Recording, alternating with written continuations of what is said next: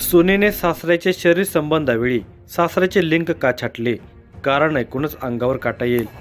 गुजरात राज्यातील खेडा जिल्ह्यातील डाकोर नावाच्या गावामध्ये जगदीश शर्मा नावाचा 75 वर्षीय गृहस्थ आपल्या 2 विवाहित मुलांच्या सह राहतो. जगदीश शर्मा याला 2 मुले, मोठ्याचे नाव विजय तर लहान मुलाचे नाव अजय. अजय याने गुजरातमधीलच चोळ नावाच्या गावामधील एका तरुणीशी प्रेमविवाह केला. तिच्या सौंदर्यावर तो भाळला आणि त्याने तिच्याशी लग्न केले. पण मनीषा चंचल स्वभावाची होती.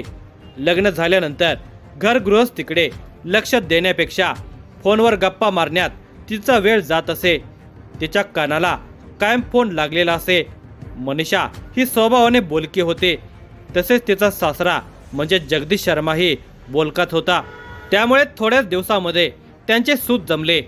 आता तो घरामध्ये मनीषाचेच कौतुक करू लागला होता. तिच्या प्रत्येक कृतीचं कौतुक करण्यामध्ये तो अग्रेसर असायचा. सुरुवातीला घरातील लोकांना याचे काही वाटत नव्हते.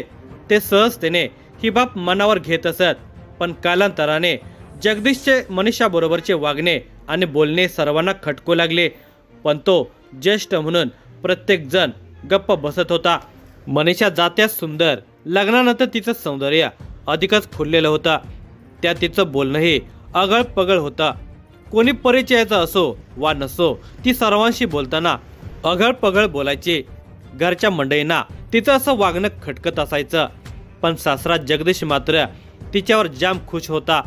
मनीषाला कोणी काही बोललं की जगदीश बोलणाऱ्यावर गुरगुरायचा. कालांतराने सासरा जगदीश आणि सून मनीषा यांचं सूत इतकं जमलं की विजय आणि अजय हे दोघे कामानिमित्त बाहेर गेले की मनीषा आणि जगदीश एका खोलीत एकांतात बोलत बसायचे.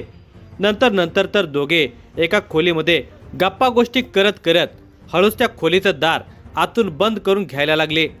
सासऱ्याचं आणि सुनेचं हे तरेवाईक वागणं घरातील सर्वांना अचंबित करत होतं. पण सासऱ्याच्या दहशतीपायी कोणी काहीच बोलत नव्हते. अजय विजय यांनी मनीषा आणि जगदीश यांच्या वागण्या बोलण्याबद्दल जगदीशला अप्रत्यक्ष बोलण्याचा प्रयत्न केला. शेजारी पाजारी असं तसं बोलतात या पद्धतीने सांगण्याचा प्रयत्न केला. पण जगदीशने त्यांच्या बोलण्याकडे दुर्लक्ष केलं. लोकांना चांगले बघवले जात नाही, तुम्ही त्यांच्या बोलण्याकडे लक्ष देऊ नका, असा सल्ला जगदीशने मुलांना दिला. दिवाळीची धावपळ सणाचा कालावधी संपल्यानंतर मनीषाला आपल्या घरी म्हणजे माहेरी चोळ गावी जाण्याची लहर आली. आपल्या कपड्यांची बॅग भरून मनीषा माहेरी निघून गेली. माहेरी ती एकटीच होती, तरी ती का जाते हे विचारण्याची कोणाची, अगदी नवऱ्याची म्हणजे अजयचीही हिंमत झाली नाही. मनीषा आदल्या दिवशी माहेरी गेली आणि दुसऱ्या दिवशी जगदीश शर्मा अचानक गायब झाला. पहिल्या आणि दुसऱ्या दिवशी जगदीशची गैरहजेरी कुणाला जाणवली नाही. पण तिसऱ्या दिवशीही जगदीश घरी न परतल्याने घरातील सर्वजण चिंतित झाले. जगदीश मनीषाचा हितचिंतक असल्याने कदाचित जगदीश मनीषाबरोबर तिच्या गावाला गेला असेल असे सर्वांना वाटले. पण तिसऱ्या दिवशी मनीषा सासरला आली होती. मग जगदीश गेला कुठे? 4 दिवसानंतर जगदीशच्या मोठ्या मुलाने पोलीस ठाण्यामध्ये जगदीश अचानक गायब झाल्याची तक्रार दिली. तक्रारीनंतर पोलिसांनी 2 दिवस वाट पाहिली आणि नंतर तपासाची चक्रे गतिमान केली. पोलिसांनी तपासादरम्यान जगदीशच्या कुटुंबातील सर्वांचे जबाब घेतले. शेजारा पाजाऱ्यांचे, जगदीशच्या मित्र परिवाराचे, सासरचे वगैरे सर्वांचे जबाब नोंदवले आणि नोंदवल्या गेलेल्या सर्वांचे जबाब पडताळण्यास सुरुवात केली. जबाबाची पडताळणी करताना जगदीश शर्मा यांचा मोठा मुलगा विजय शर्मा यांचा जबाब पोलिसांचा शोध पथकाला खटकला. त्या जबाबामध्ये विजयने त्याच्या लहान भाऊजाईवर म्हणजे अजयच्या बायकोवर म्हणजेच मनीषावर शंका व्यक्त केली होती. त्यामुळे पोलिसांनी विजयवर लक्ष केंद्रित केले. त्याला विश्वासात घेऊन मनीषाबद्दल संशय का व्यक्त केला अशी विचारणा केली. तेव्हा जगदीश आणि मनीषा यांचे नाते सासरा सुनेचे असताना ते दोघे मित्रमैत्रिणीप्रमाणे वागतात असे सांगितले. मनीषाकडे अंगुली निर्देश झाल्याने आणि जगदीशही मनीषानंतर गायब झाल्याने मला संशय असल्याचे विजयने सांगितल्यामुळे तपास अधिकाऱ्याने मनीषाला कळू न देता तिचे माहेर गाठले. चोळ या गावी मनीषाच्या घरी पोलीस पोहोचले असता घराला कुलूप लावलेले दिसले. तपास पथकाने सखोल तपास केला असता ते घर गेल्या काही महिन्यांपासून बंद आहे. त्या घराच्या दरवाजाला लावलेल्या कुलपाची चावी कुणाजवळच नसल्याने पोलिसांनी पंचांसमक्ष व कायद्याच्या चौकटीत पंचनामा केला.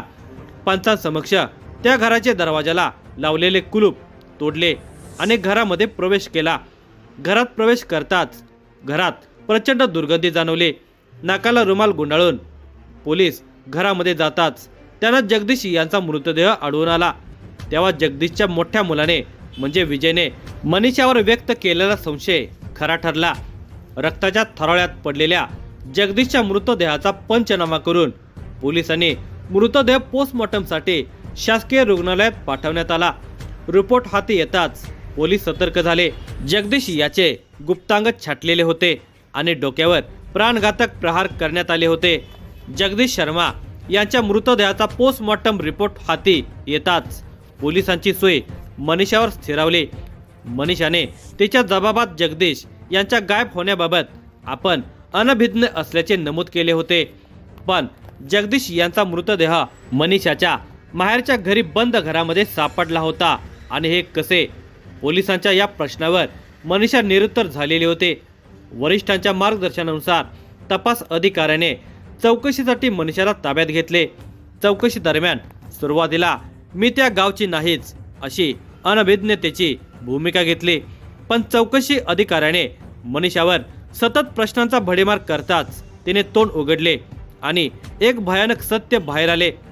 मनीषा लग्न करून जगदीश शर्मा यांच्या घरी आल्यापासून तिचे आणि तिच्या सासऱ्याचे म्हणजे जगदीश शर्मा यांचे सूत जुळलेले होते.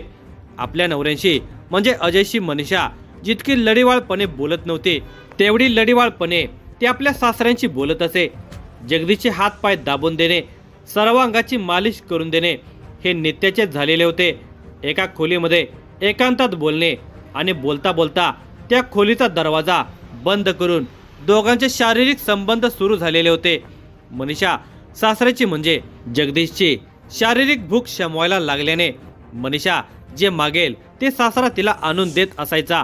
मनीषा कामांतर आहेच, पण त्यापेक्षा 75 वर्षे वयाचा जगदीश शर्माही कामांध असल्याने एकमेकांची शारीरिक भूक भागवण्याला ते दोघे प्राधान्य देत असत.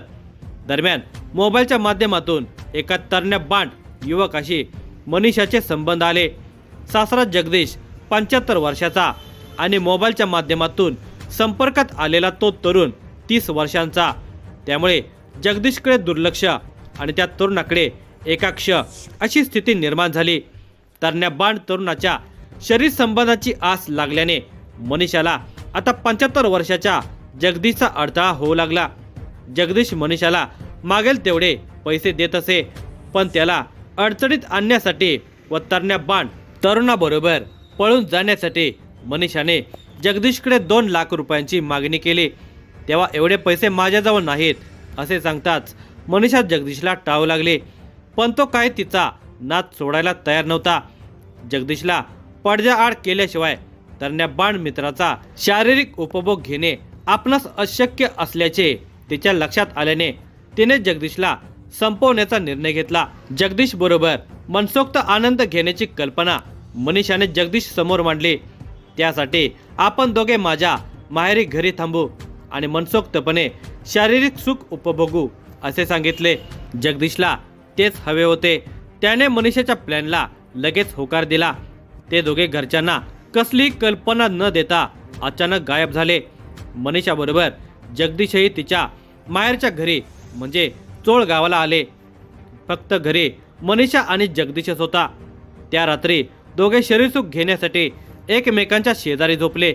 मनीषाचं शरीरसुख घेण्यासाठी जगदीश उतावीळ झालेला होता. तो आनंदात तिच्याजवळ झोपला असतानाच मनीषाने सोबत ठेवलेला धारदार शस्त्राने जगदीशचे उत्तेजित लिंग छाटले. त्यातून रक्ताच्या धारा वाहू लागल्या. मनीषा एवढ्यावरच थांबली नाही, तर तिने प्राणघातक शस्त्राने जगदीशच्या म्हणजेच तिच्या सासऱ्याच्या मस्तकावर दमदार प्रहार केला. त्यात त्याची प्राणज्योत मालवले. हे सर्व मनीषाने अतिशय थंड डोक्याने केलेले होते. जमिनीवर पडलेले रक्त पुसले, रक्ताने भरलेले आपले कपडे बदलले.